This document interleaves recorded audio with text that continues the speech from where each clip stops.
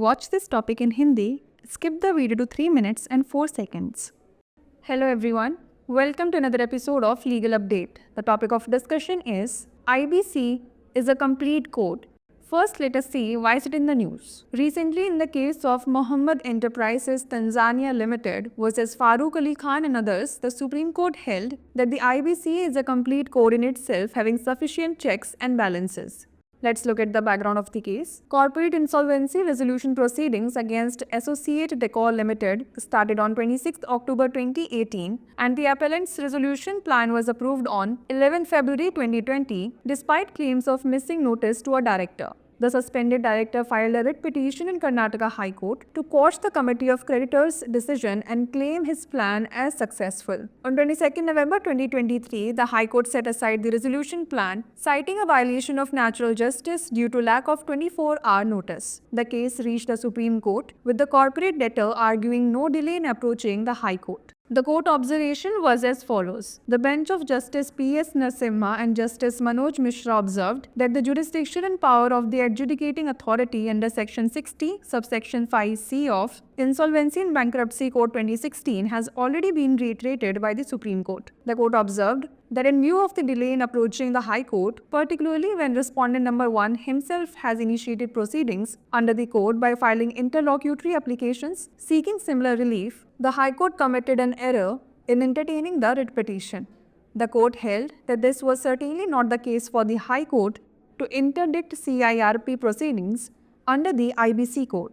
Let's know more about Insolvency and Bankruptcy Code. IBC was introduced in 2016 to address the growing problem of non-performing assets and inefficient debt recovery mechanisms in India. It replaced older systems with a time-bound, creditor-driven process for resolving corporate financial distress. Under the IBC, insolvency can result in either resolution or liquidation. Efforts are first made to restructure the company or transfer ownership, and if these fail, the company's assets are liquidated. Let's now discuss a case law related to it. Indian Overseas Bank versus RCM Infrastructure Limited 2022. The Supreme Court in this case held that it has been consistently held that the IBC is a complete code in itself. Also, in view of the provisions of Section 238 of the IBC, the provisions of the IBC would prevail notwithstanding anything inconsistent therewith contained in any other law for the time being in force.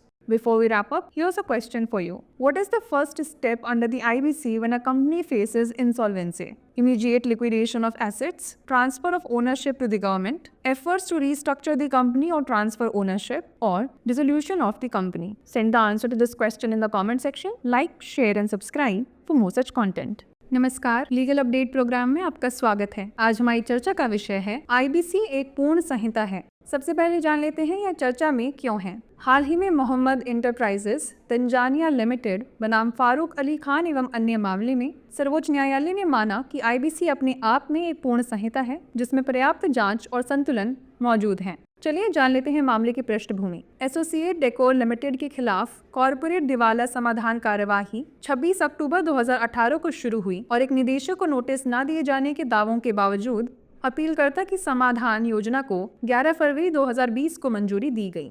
निलंबित निदेशक ने ऋणदाताओं की समिति के निर्णय को रद्द करने तथा अपनी योजना को सफल बताने के लिए कर्नाटक उच्च न्यायालय में एक रिट याचिका दायर की।